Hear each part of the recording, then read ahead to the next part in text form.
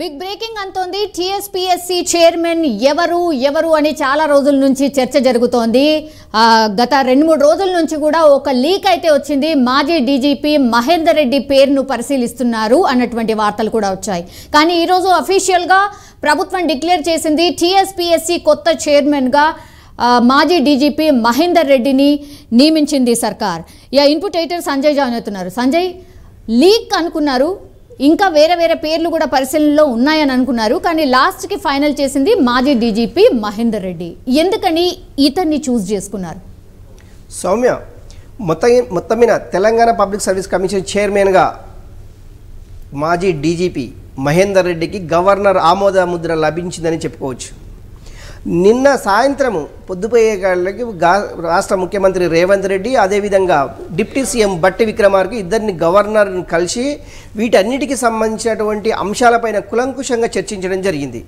ఒకటి ఏంటంటే, గతంలో తెలంగాణ పబ్లిక్ సర్వీస్ కమిషన్లో జరిగినటువంటి అవినీతి ఆరోపణలు కానివ్వండి, అవినీతి తిమింగలాలు కానివ్వండి, రకరకాలుగా ఏమన్నా కూడా సుమారు 200 మందికి పైగా అరెస్టు చేసిన ఆ రాష్ట్ర ప్రభుత్వం అప్పట్లో వీటన్నిటిని ప్రక్షాళన చేయాలి అనేసి ఎప్పుడైతే రేవంత్ రెడ్డి పట్టుబడ్డాడో వెంటనే ప్రక్షాళన చేశాడు, గవర్నర్కు పంపించడం జరిగింది. గవర్నరు అంటే ఒక 15 రోజుల తర్వాత వారిని రాజీనామాను ఆమోదించడం జరిగింది. వెంటనే ఎవరైతే తెలంగాణకు సంబంధించినటువంటి ఆనెస్ట్ ఆఫీసర్స్ను లిస్టును తయారు చేసింది రాష్ట్ర గవర్నమెంటు.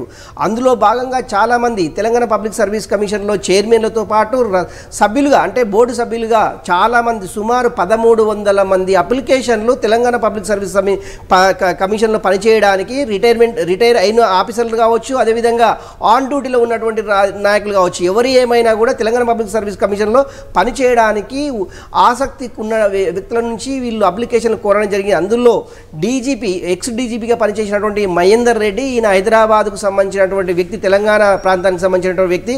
ఈయన అంటే మహేందర్ రెడ్డి ఆయన గతంలో ఇంజనీరింగ్ చేసి ఇంజనీరింగ్లో ఆయన కొంతకాలము పనిచేసిన సందర్భం అయితే ఉంది. ఆ తర్వాత ఆయన సివిల్స్కి ప్రిపేర్ అయ్యేసి ఆయన ఐపీఎస్ కొట్టడం జరిగింది.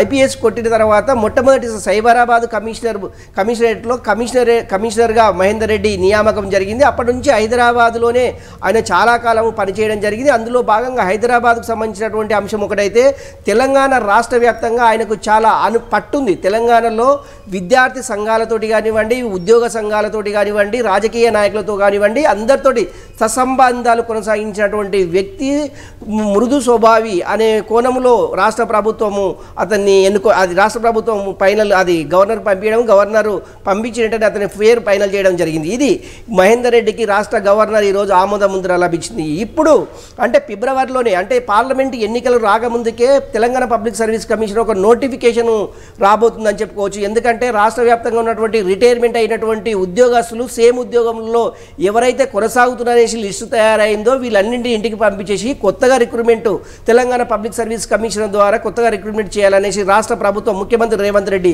యోచిస్తున్నట్లు సమాచారం. ఒకటి, తెలంగాణ పబ్లిక్ సర్వీస్ కమిషన్ ద్వారా ఎంతమందిని రిక్రూట్మెంట్ చేయాలి, ఏ డిపార్ట్మెంట్లకు సంబంధించినటువంటి నోటిఫికేషన్ రిలీజ్ చేయాలనేసి కసరత్ అయితే సెక్రటరీలో ఇప్పుడు కొనసాగుతుందని చెప్పుకోవచ్చు. ఈ రోజు నుంచే మహేందర్ రెడ్డి ఈరోజు సాయంత్రం కానివ్వండి, రేపు మధ్యాహ్నం కానివ్వండి, ముఖ్యమంత్రి రేవంత్ రెడ్డిని కలిసేసి ఆయన ఏ రోజు ప్రమాణ స్వీకారం చేయనున్నారు, ఈ సభ్యులు ఎవరెవరు ఇందులో పాల్గొననున్నారు, ఈ లిస్ట్ కూడా ఫైనల్ అయిందని చెప్పుకోవచ్చు. మొత్తం మీద నిరుద్యోగులకు ఇది ఒక శుభవార్తగా చెప్పుకోవచ్చు. ఎందుకంటే గత ప్రభుత్వం చేసినటువంటి తప్పిదాలు ఈ ప్రభుత్వం చేయకూడదనే ఉద్దేశంతో ఒక నిబద్ధత ఉన్నటువంటి కమిటీని ఏర్పాటు చేసేసి ఇక్కడ రాష్ట్ర ప్రభుత్వము ఇన్వాల్వ్మెంట్ ఎలాంటిది లేకుండా వాళ్ళు స్వచ్ఛందంగా ఎవరైతే నీతి నిజాయితీగా తెలంగాణ పబ్లిక్ సర్వీస్ కమిషన్లో పనిచేస్తారో వాళ్ళు స్వయంగా అప్లికేషన్ పెట్టుకోవడం జరిగింది. అందులో భాగంగా పెట్టుకున్న వారిలో ఈ యొక్క కమిటీ అంటే తెలంగాణ పబ్లిక్ సర్వీస్కు ఎవరెవరు ఉండాలి అనే ఒక కమిటీ, ఒక 5 మందితోటి కమిటీ ఏర్పాటు చేశారు. ఇందులో భాగంగా ముఖ్యంగా మహేందర్ రెడ్డి చేసినటువంటి సేవలు అంటే రాష్ట్ర ప్రభుత్వం ఆయన డీజీపీ చేసినటువంటి అనుభవం ఉంది, కమిషనర్గా చేసినటువంటి అనుభవం ఉంది, ఆయన తెలంగాణ రాష్ట్రంలో పనిచేసిన అనుభవం చాలా పుష్కలంగా ఉంది. తెలంగాణ పబ్లిక్ తోటి సత్సంబంధాలు ఉండడంతో ఆయన్ని రాష్ట్ర ప్రభుత్వము గవర్నర్కు పంపించడం జరిగింది. గవర్నర్ దానికి ఆమోద ముద్ర వేయారు. ఈ రోజు నుంచి తెలంగాణ ప్రాంతాల్లో ఉన్నటువంటి నిరుద్యోగులకు ఒక గుడ్ న్యూస్ అనే చెప్పుకోవచ్చు. మెగా డిఎస్సి ఒకటి అనౌన్స్ చేశారు ఫిబ్రవరి మంత్ ఎండింగ్ లో.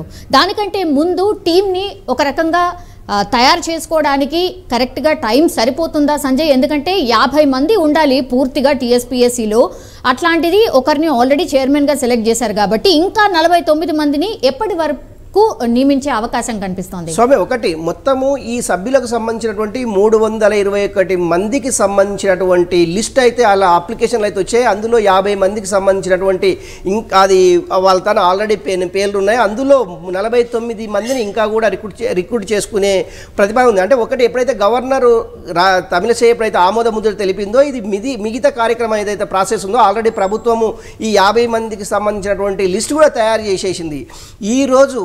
కానీ రేపు కానీ ఈ అభ్యర్థుల లిస్టు కూడా ప్రకటించే అవకాశము ఉంది. ఇది ఈ లిస్టుని అది సిఎస్ శాంతకుమారి అదేవిధంగా న్యాయశాఖకు సంబంధించినటువంటి వీళ్ళన్నిటినీ ఒక క్రోడీకరించేసి వీళ్ళకు ఉన్నటువంటి వ్యక్తిగత సంబంధాలపైన విచారించేసి ఈ యొక్క సభ్యులని నియమించే అవకాశం ఉంది. ఎందుకంటే గతంలో వీళ్ళపైన ఎలాంటి క్రిమినల్ కేసులు కానివ్వండి, గతంలో వీళ్ళకు సర్వీస్కు సంబంధించినటువంటి ఆటంకాలు కానివ్వండి, సర్వీసులో చేసినటువంటి సర్వీస్ డిపార్ట్మెంట్లకు సంబంధించినటువంటి ఎంక్వైరీ కానీ ఇవన్నిటినీ క్రోడీకరించేసి వీటన్నిటిపైన ఎంక్వైరీ జరిగిన తర్వాతనే ఈ 50 మందికి సంబంధించిన నియామక పత్రాలు వెలువడనున్నాయి. ఇదొకటి.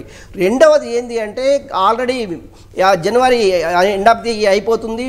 ఫిబ్రవరి ఫస్ట్ వీక్లో మెగా డిఎస్సి ఏర్పాటు చేయడంతో పాటు గ్రూప్ 1 గ్రూప్ 2 కూడా ఈ యొక్క నోటిఫికేషన్ జారీ చేసేసి ఫిబ్రవరి ఎండింగ్ వరకు మార్చు అంటే పార్లమెంటు ఎన్నికల కోడ్ రాకముందుకే ఈ యొక్క మెగా డిఎస్సితో పాటు గ్రూప్ 1కి సంబంధించినటువంటి నోటిఫికేషన్ ఇచ్చేసి ఈ ఎగ్జామ్స్ కూడా రెడీ చేయాలి. అట్లా చేయడం వల్లనే రాష్ట్ర ప్రభుత్వం అంటే గతంలో ఎన్నికల్లో ఇచ్చినటువంటి హామీలకు సంబంధించినటువంటి 2 లక్షల ఉద్యోగాలకు సంబంధించినటువంటి అంటే 2 లక్షల ఉద్యోగాలు ఒకే దఫా ఇస్తారంటే అది సాధ్యం కాని పని అని చెప్పాలి. ఎందుకంటే అంటే ఈ యొక్క దశల వారీగా డిపార్ట్మెంట్ వైజ్గా ఏ డిపార్ట్మెంట్లో ఎన్ని ఖాళీలు ఉన్నాయి ఆల్రెడీ శాంతకుమారి గారు అంటే తెలంగాణ సీఎస్గా ఉన్నటువంటి శాంతకుమారి రాష్ట్ర ప్రభుత్వానికి అంటే ముఖ్యమంత్రి రేవంత్ రెడ్డికి అయితే ఒక నివేదిక ఇచ్చింది. డిపార్ట్మెంట్ ఓవరాల్గా సుమారు 128,000 మంది అంటే ఖాళీలు ఉన్నాయి. దానికి సంబంధించినటువంటి నోటిఫికేషన్ అయితే రాబోతుంది. ఈ 120,000 మందికి సంబంధించినటువంటి నోటిఫికేషన్ ఒకేసారి వస్తుందంటే కాదు. నో, ఇది డిఎస్సి 1 గ్రూప్ 1 కు సంబంధించినటువంటి సుమారు 10,000, 15,000, 20,000 అంటే 1 by 1 ఈ యొక్క నోటిఫికేషన్ జారీ చేసేసి రిక్రూట్మెంట్ అంటే నిరుద్యోగులకు ఉద్యోగాలు కల్పించే విధంగా రాష్ట్ర ప్రభుత్వము ముందుకెళ్లడంలో ఈ రోజు ఏర్పాటు చేసినటువంటి టీఎస్పీసీ చైర్మన్ ఉన్నటువంటి మహేందర్ రెడ్డి దీనిపై ఒక కసరత్తు అంటే రేపటి నుంచి మహేందర్ రెడ్డి పూర్తి స్థాయిలో తెలంగాణ పబ్లిక్ సర్వీస్ కమిషనర్గా బాధ్యతలు చేపట్టి నిరుద్యోగులకు సంబంధించినటువంటి సమాచారాన్ని ఎప్పటికప్పుడు రాష్ట్ర ప్రభుత్వానికి వెల్లడించే అవకాశం స్పష్టంగా ఉంది. ఏదేమైనా కూడా ఇది తెలంగాణ నిరుద్యోగులకు ఒక శుభవార్తగా చెప్పుకోవచ్చు. Soumya, yes, all right Sanjay, మొత్తం మీద అది టీఎస్పీఎస్సీ కొత్త చైర్మన్ ఎవరు అన్న సస్పెన్స్ అయితే వీడిపోయింది. మాజీ డీజీపీ మహేందర్ రెడ్డిని నియమితం చేసింది సర్కార్. సో ఆయన పనితనం ఎలా ఉండబోతోంది? ఎందుకంటే గతంలో జరిగినటువంటి తప్పులు జరగకుండా ఎంత స్ట్రిక్ట్గా ఎంత పకడ్బందీగా బోర్డు వర్క్ చేస్తుంది అనేసి అందరూ స్టూడెంట్స్ నిరుద్యోగులు జాబ్ కోసం వెయిట్ చేస్తున్న వాళ్ళైతే అందరూ ఎదురు చూస్తున్నటువంటి సిట్యుయేషన్. సో ఒక బోర్డుకి ప్రాపర్ బోర్డు అయితే ఏర్పాటై ఎంత తొందరగా అయితే అంత తొందరగా ఉద్యోగ నోటిఫికేషన్స్ వచ్చి ఏ తప్పులు జరగకుండా ఉంటే చాలు అని అందరూ కోరుతున్న సిట్యుయేషన్ మనకు కనిపిస్తోంది.